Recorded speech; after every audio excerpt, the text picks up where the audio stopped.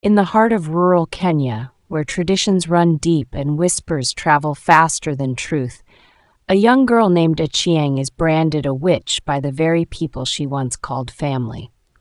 Accused without evidence, exiled without mercy, and left to survive in the shadows, she becomes the living embodiment of pain, resilience, and silent courage. This is not a tale of fame or triumph through applause. It is a journey of sorrow, survival, and rediscovery. A story woven with raw emotion, filled with suspense, betrayal, and the painful path toward healing.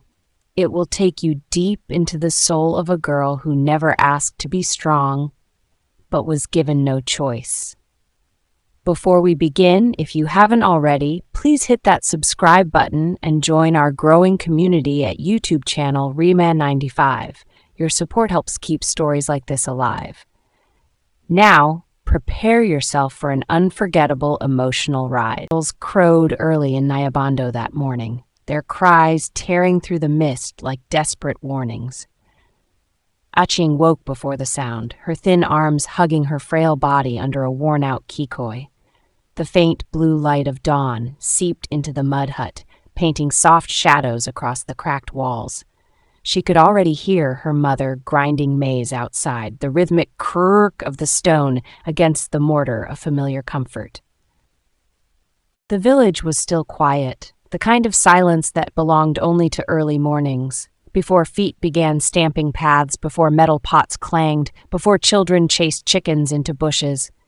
But beneath that silence, something else stirred, an unease, like the murmurs of a storm crouching low beneath the horizon. Achieng stretched and slipped out of bed, careful not to wake her younger brothers sprawled beside her. At 14, she was the oldest child in the family, old enough to cook, fetch water, tend to the goats, and hear things she wasn't supposed to hear. She stepped outside and inhaled the cold morning air. The fog was thick, clinging to her skin. Her mother was hunched over the mortar stone, back curved like a bow. Without a word, Achieng joined her, picking up a bowl to sift the ground maize. "You woke early today," Mama said without looking up. "I couldn't sleep. I dreamt of fire." Mama paused briefly.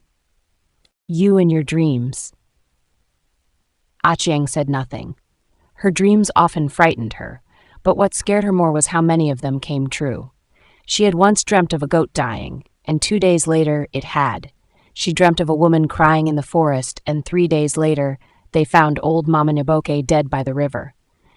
People noticed. They always noticed. Later that morning, as she fetched water from the river, 2 women were whispering along the footpath. Their eyes darted toward her as she passed, and one of them made the sign of the cross quickly. She kept her head down and walked faster. At school, things weren't better. Her classmates used to play with her, especially when she helped them answer difficult questions. But now, they stared. A girl named Mora hissed something under her breath when Achieng sat next to her on the wooden bench. "Witch," she muttered, just loud enough. Achieng flinched. The word was heavy, like a curse. She wanted to shout that she wasn't, that she never hurt anyone, that she prayed just like the others. But her throat closed up, and her heart thundered in her chest. Her hands trembled slightly as she opened her exercise book. After school, she lingered under the mango tree by the field.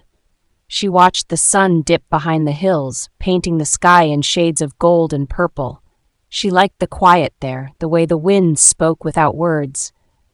But even the wind didn't comfort her that day, because she had heard the whispers, and they were about her.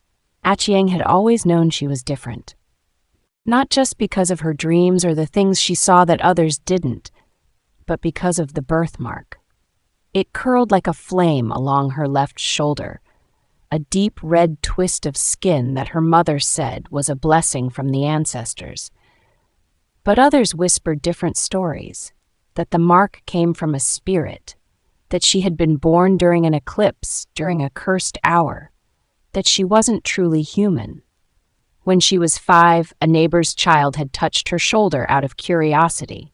That evening, the boy fell into a fire while playing and got badly burned. The next day, his mother came and poured cold ash at their doorstep, a silent curse. Mama had fought hard to protect her then, even threatened to leave the village. But they stayed, because where else could they go? Now as the whispers grew louder, the birthmark seemed to burn. Not from pain, but from shame. She kept her left shoulder covered even in the heat, but it wasn't enough. The stairs still pierced through. That night, her father came home late. He rarely spoke much, but Achieng could tell something was wrong. He sat by the door, chewing sugarcane slowly. "There was a meeting today," he said to Mama. "They're talking about the fire, the one at Ochieng's granary." Mama's hands paused over the cooking pot. "And some people are saying strange things, that someone cursed the place."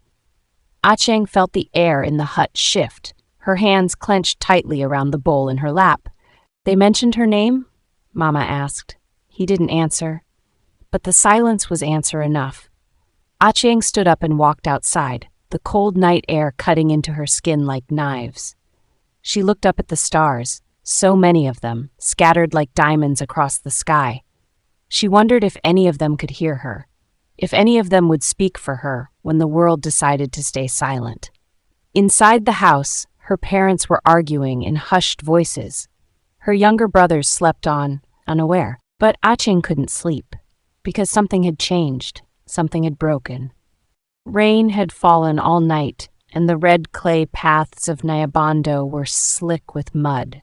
Achieng moved carefully as she helped Mama carry herbs to the home of Mzi Odiambo, the village elder who had fallen ill with a strange fever. Most villagers believed it was a curse, others, malaria. But they still came to Mama, who had learned healing from her own grandmother. As they entered the hut, the air inside was heavy and humid.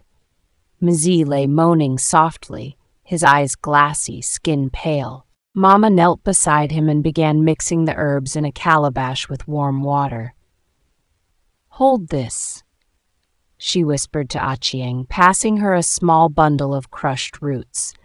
Achieng held it over the steaming pot as her mother began to chant softly, calling on the spirits of healing and the ancestors. Then something strange happened. Mzi opened his eyes and stared straight at Achieng. His lips moved, but no words came out. Suddenly, he began convulsing. Mama cried out, trying to steady him. Achieng stepped back in fear. After a few seconds, the fit stopped. Mzi lay still, breathing, eyes closed. "What did you do?" Mama hissed. "Nothing. I didn't." "Go outside. Now." Achieng obeyed, heart pounding in her chest. She stood by the banana trees, trying to catch her breath. Moments later, a group of neighbors had gathered. "What happened?" "Is he dead?" "No, he's breathing. It's the girl, the one with the mark." Achieng's ears rang. She didn't wait to hear more. She ran. The village of Nyabando was known for its annual harvest festivals. That season, however, was different. Achieng's family had kept to themselves more than usual. Her father said little. Her mother stayed up late into the night, praying. And Achieng? She walked like a shadow through her days. One night, flames lit up the sky. The granary belonging to Ochieng Mzi's son was on fire. Bags of maize crackled and burst as the fire swallowed them whole. Villagers rushed to throw sand, to shout prayers, to save what they could. But by morning, nothing remained but blackened earth. Then came the whispers again. They twisted through the village like smoke. She was seen near the place. Her dreams. She said she dreamt of fire. It must be her mark, her eyes. No one said anything to her face, but the silence spoke louder. Her family wasn't invited to any gatherings. Children no longer played near their hut. And when she walked past the market, someone spat near her feet. They called it a council, but it was more of a trial. Under the great mugumo tree, the elders gathered. The villagers surrounded them, forming a restless crowd. Acheng stood with her father, trembling. One of the elders, Barasa, cleared his throat. "We are here to discuss the fire, and the sickness, and the fear that is growing among our people." People muttered in agreement. Acheng's eyes searched for her mother in the crowd, but found only faces filled with suspicion. "There is a girl," Barasa continued, "a girl who dreams of things before they happen, who walks with signs on her body, who was seen where the fire began." Murmurs rose. Acheng's father stepped forward. "My daughter is not a witch. She is a child, innocent." Another elder with narrowed eyes spoke. "Then let her prove it. Let her face the waters." Gasps rippled through the crowd. The river test. Acheng's legs gave way. Her father caught her, but the verdict was clear. She would be tested, and no one passed the river test. The morning of the river test was heavy with clouds. Thunder grumbled low in the sky, and birds stayed hidden in trees. Acheng stood barefoot by the water's edge, her dress soaked from the drizzle, the hem stained with mud. Villagers formed a circle behind her, murmuring prayers, curses, and warnings. The elders stood apart, watching silently, as two young men approached her with a rope. "Tie her hands," Barasa ordered. "She must sink if she is innocent." Acheng's hands shook as they bound her wrists. Her mother was not there. She had tried to stop them, fought them with wails and scratches, until they dragged her away. Acheng looked up at the sky. She thought of her dreams, of the fire, of Mzi Odiambo's eyes. Then the cold river swallowed her. Water flooded her ears. It pressed against her chest, pulling her down. Her legs kicked instinctively, but the rope made it hard. Her lungs screamed. She could see light above her, rippling through the murky water. Fish darted past. Then darkness. Hands grabbed her. She woke up coughing on the riverbank, surrounded by gasps. "She rose! She didn't sink enough," someone shouted. "She floated like a corpse possessed." "Witch!" Acheng's head throbbed. Her father knelt beside her, trying to shield her with his body, but stones rained down. She covered her head, choking on water and tears. The verdict was sealed. She had survived the test, which meant, to them, she was guilty. That night, they came with fire. A torch was thrown at their roof. Screams tore through the night. Acheng's brothers cried out. Her mother fought the flames with a water pot, while her father tried to chase the men away. But the message was clear. By morning, their hut was ash. Acheng stood barefoot, clutching the remains of a burnt cooking pot. Her mother's hands were blistered. Her father's face was swollen from a blow. They had no home now. The village chief came with a grim face. "Take her and go. If you stay, more will burn." They left with what little they could carry.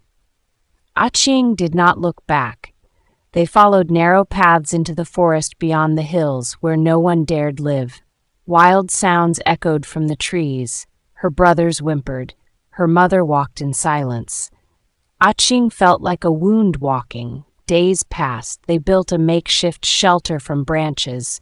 Her father hunted small animals. Her mother boiled roots. At night, Acheng lay awake, haunted by nightmares of fire and drowning. One morning, her father didn't return from the forest. They found his body by a trap. Blood soaked the ground. Acheng's mother wailed, tearing at her clothes. They buried him under a fig tree. Acheng wept until she had no more tears. It was hunger that drove her to the edge of the forest. Acheng went searching for wild fruits, but found instead a figure, an old woman with a bent back and sharp eyes. She wore beads and feathers, and a hyena walked beside her like a dog. "I've been waiting for you," the woman said. Acheng froze. "Who are you?" "Someone who sees the truth in your pain." Are you a witch too? The woman smiled. If that's what they call women who survive, then yes. Come, child. There's more to your story than suffering. Acheng followed, but she did not know if she was walking into light or deeper darkness. The old woman led Acheng deep into the forest where vines clung like snakes and the light barely touched the earth. Her hut stood at the edge of a clearing, built from mud and bones, animal bones, Acheng hoped. Inside, the air smelled of smoke, herbs, and something older. Charms dangled from the roof, clinking softly in the breeze. The hyena settled near the fire, its yellow eyes watching Acheng. You've seen pain, the woman said. But there's power in pain if you listen to it. I don't want power, Acheng whispered. I want peace. The woman stirred a pot. Then first you must understand your mark. Acheng looked at her arm. The mark had darkened. Was it a curse? She asked. No, a gift, misunderstood. And so began her apprenticeship. Days blurred into weeks. The woman Mama Nyoka taught her to read plants, to speak to wind, to listen to silence. They never spoke of revenge. Only survival. Pain wants to speak, Mama Nyoka said one night. If you keep burying it, it will grow teeth. Acheng didn't understand then, but she listened, she watched. She learned to hear footsteps long before they arrived, to blend with the trees, to know which roots healed and which killed. She also learned Mama Nyoka's past. She too had been cast out, blamed for a death she didn't cause, her family lost, her name forgotten. I stopped weeping when I realized the world punishes what it fears. Acheng said nothing, but she did not forget those words. It was a boy who broke the rhythm. One afternoon, while collecting berries, Acheng found him, no older than her brothers, curled near a tree stump, his leg twisted, a snare biting into his skin. He screamed when she approached. I'm not going to hurt you, she said gently. But the fear in his eyes was too deep. You're the witch, he cried. The one from the village. She froze. Then softly, maybe, but I can help you. He didn't move as she cut the rope and bandaged the wound with bark soaked in sap. When she stood to leave, he asked, What's your name? Acheng, he blinked. I'm Kip too. She vanished back into the woods, heart pounding. Kip too returned days later, limping but walking. He brought sweet potatoes, laid them by her hut and ran, then came again, this time with a mango. Mama Nyoka watched with a raised brow. Your silence is ending. Acheng smiled faintly. I don't know why he comes. He remembers your kindness, and you remind him of something human. Acheng began to speak again, laugh again, slowly, carefully. But every night the dreams returned, of drowning, of fire, of her father's blood. One night she woke screaming. Kip too was outside. He had started sleeping near the hut. Do you ever forget? She asked him through the darkness. No, he said. But I think we learn to live beside the memories. One morning a trail of smoke curled above the forest. Mama Nyoka's eyes narrowed. They are near. Who? Acheng asked, fear clutching her chest. Men from your old village. Hunters. Rumors of gold in this forest have reached greedy ears. That night they packed what they could. Mama Nyoka hid her herbs. Acheng buried her father's knife under the tree where they had placed his spirit stone. Kip too joined them. We can't run, Acheng said. We have nothing left to burn. No, Mama Nyoka said, but they do. As the drums of war pounded deeper in the forest, Acheng felt something stir inside her, a fire no longer afraid of being seen. They waited in silence as men with spears crept through the trees. Acheng recognized one of the warriors, her cousin, Obiero. He walked like a shadow, but she remembered the way he used to chase her around their grandmother's hut. Now he searched the forest like a predator. Kip-too wanted to warn them. Mama Nyoka stopped him. Let the forest speak first. That night they laid traps made of roots and whispers. When morning came, one man had vanished. The rest fled back to the village. But Achieng knew they would return. They always returned. To prepare, Mama Nyoka showed Achieng the fire circle, a secret place deep in the forest where their ancestors once danced. They believed fire held memory, she said. It forgets nothing. Achieng stepped into the circle. Visions struck her like lightning, her mother's scream, her father's blood, the council's verdict, and then her own voice, older, stronger. When she emerged, she had changed. Her mark glowed faintly, not cursed, not divine, just awake. One morning, Kip-too didn't come back from the river. Achieng found him limping home, his face bruised. "They know I help you," he said. "They followed me." She trembled. "Why didn't you tell them you were lost that day?" "Because I wasn't. I was running away. I didn't want to be like them." His eyes shone with shame. "I told them you were dead." Achieng touched his hand. "Then let's prove you were wrong." Under a red moon, the villagers came again. This time not for gold. They came with fire, drums, and prayers of destruction. "Witch!" they cried into the forest. Mama Nyoka stood at the edge of the trees. "Then meet your witch." She raised her hands, and the forest answered. Roots pulled men to the ground. Winds knocked out flames. But it was Achieng who stepped forward, face calm. "I was your daughter," she said. "You chose fear." And she turned her back on them, walking into the forest. The men dropped their weapons. Some wept. The forest was still again. Mama Nyoka grew weaker. She no longer gathered herbs. Achieng sat by her side, holding her hand. "You've learned to speak," Mama Nyoka whispered. "But will you learn to forgive?" Achieng wasn't sure. When Mama Nyoka died, the forest wailed. Even the hyena mourned.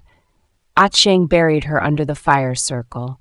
Then, with Kip-too beside her, she lit a fire that burned for 3 days, one day for each name she had lost, each wound she had carried. When the flames died, she was not healed, but she was ready to walk again. A tall woman arrived at the forest's edge, cloaked in red and silence. Her name was Nyawira, and she said little, but her eyes watched Achieng with recognition. "You carry a wound older than yourself," Nyawira whispered. She was a traveler, a collector of lost names and stolen truths. She handed Achieng a bundle wrapped in cloth. Inside was a torn piece of her father's robe. How Nyawira had it, she didn't say. "Your story didn't end in fire," Nyawira murmured. "It began in betrayal." Driven by the cloth and her unanswered questions, Achieng followed Nyawira to a village buried deep beneath the mountains. Here no one spoke of witches. They feared something worse, men with guns who burned whole histories.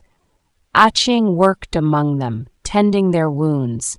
She learned how to boil silence into salve, how to draw pain into charcoal and ink. But still she wondered, had her people forgotten her? Or were they waiting for her return? One night, the village below was raided. Achieng hid the children in the tree roots. She did not fight. She waited. After the attackers were gone, she found Nyawira dying, her chest pierced. "I followed your father," Nyawira gasped. "He didn't burn in the granary." "What?" "He lived. They made him disappear. He is a prisoner in your village." Achieng's heart thundered. For the first time in years, she felt something hotter than fear. She felt rage. Kip-too found her packing dried roots and stones. "I'm going back," she said. "They'll kill you." They already did once.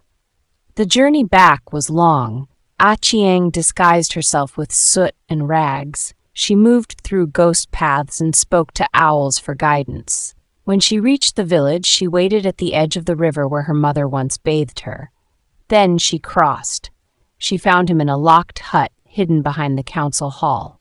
Her father, alive, though older, thinner, broken. He wept when he saw her. They said you were cursed.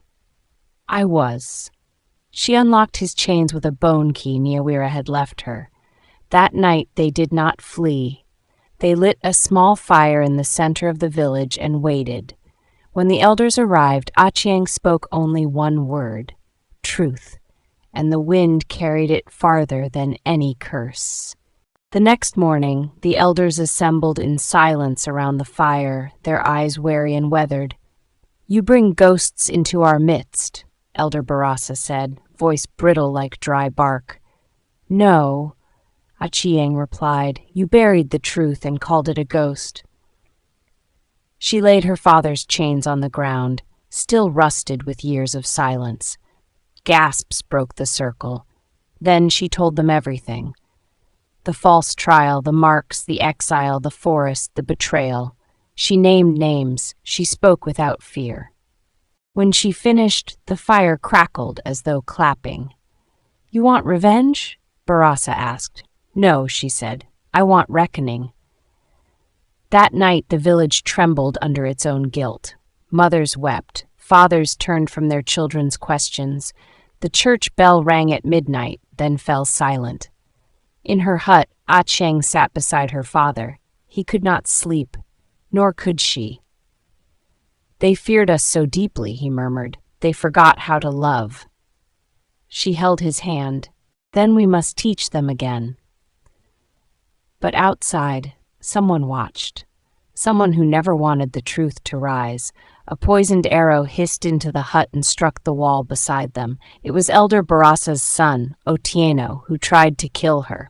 Captured before dawn, he spat as he was dragged before the people. She's cursed. You all saw it. Achieng stepped forward, holding the arrow. I am cursed, she said, with memory, with pain, with love. The people didn't cheer. They knelt. One by one, heads bowed, not in worship but shame. Even Otieno's mother could not lift her eyes. When the elders debated his punishment, Achieng stood again. Let him live, she said. Let him carry what I carried, truth in silence. And that was her justice. In the weeks that followed, Achieng helped rebuild the village's forgotten places. The old shrine, the library her mother once dreamed of, the spring they had filled with rocks in fear of magic. Her father sang again, a low melody that drifted through the air like smoke. Children sat around her at dusk, asking about the forest, the owls, Mama Nyoka. She told them the stories, not to teach, just to remember. Sometimes Kiptu sat quietly at her side, sketching trees from memory. He never said he was sorry again. He just stayed. On the day of the planting festival, Achieng walked barefoot across the village square. The ground was warm, trembling faintly beneath her toes. The people had dug up the stones they once threw at her.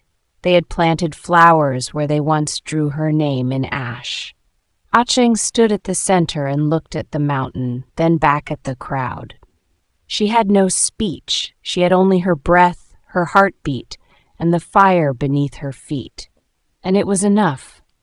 The drums began slowly. She lifted her arms and danced. Not as a witch, not even as a healer, but as a girl who had survived. If you enjoyed this story and want to hear more powerful tales rooted in the heart of Africa, don't forget to hit that subscribe button and join our growing community. This is Africa Folktale by Riaman, where every story carries the soul of the continent. See you in the next one. If you enjoyed this story and want to hear more powerful tales rooted in the heart of Africa, don't forget to hit that subscribe button and join our growing community. This is Africa Folktale by Riaman, where every story carries the soul of the continent. See you in the next one. If you enjoyed this story and want to hear more powerful tales rooted in the heart of Africa, don't forget to hit that subscribe button and join our growing community. This is Africa Folktale by Riaman, where every story carries the soul of the continent. See you in the next one. If you enjoyed this story and want to hear more powerful tales rooted in the heart of Africa, don't forget to hit that subscribe button